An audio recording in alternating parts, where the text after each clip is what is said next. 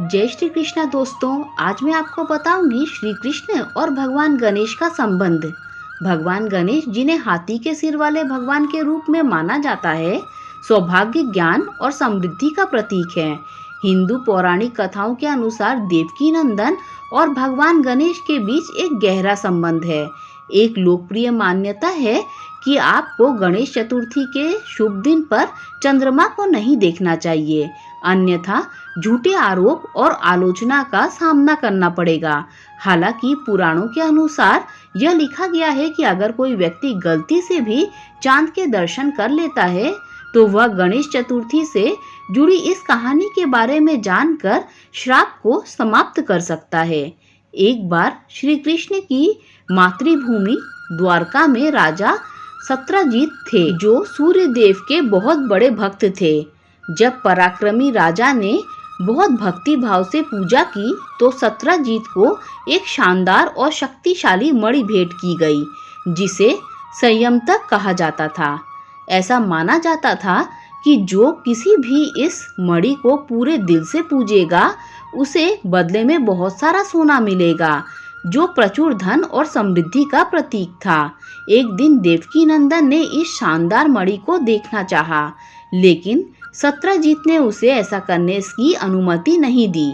चतुर्थी के दिन देवकी नंदन की पत्नी रुक्मिणी ने भगवान को खीर परोसी। जब श्री कृष्ण स्वादिष्ट खीर का आनंद ले रहे थे तो उन्होंने गणेश द्वारा श्रापित अर्ध गोलाकार चंद्रमा का प्रतिबिंब देखा।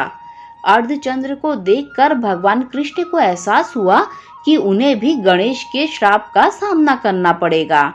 इस दौरान राजा सत्यजीत का भाई प्रसेन शक्तिशाली संयमतक मणि को लेकर शिकार पर जाता है। दुर्भाग्य से प्रसेन पर एक शेर ने हमला कर दिया और उसे मार डाला।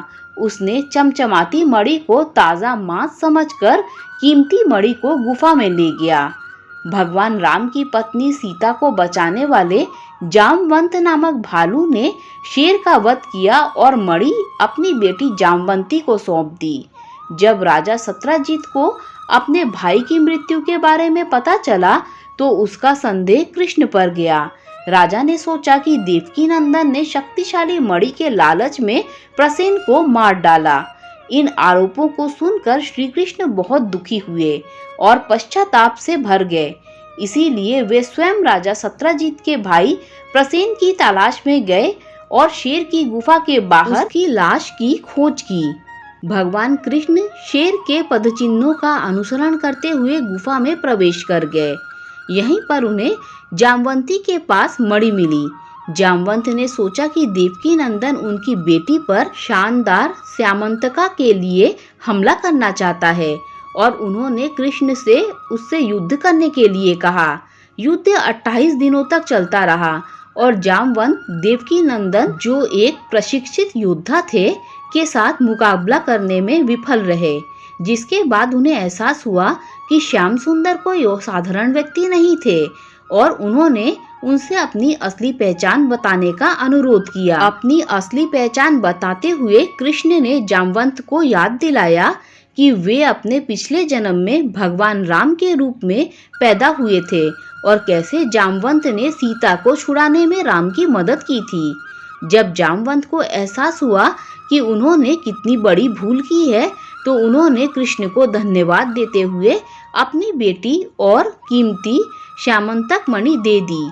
अपनी शादी के बाद देवकी नंदन राजा सत्यजीत से मिलने गए और प्रसेन की लाश और मणि लौटा दी।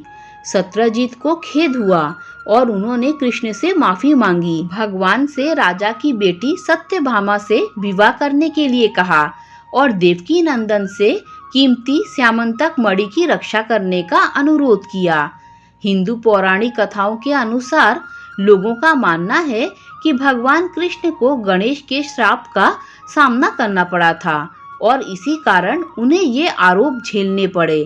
उस दिन से देवकी नंदन भगवान गणेश की पूजा करने लगे। दोस्तों, अगर आपको ये कथा अच्छी लगी हो तो लाइक, शेयर, सब्सक्राइब कीजिए। Thanks for watching this video.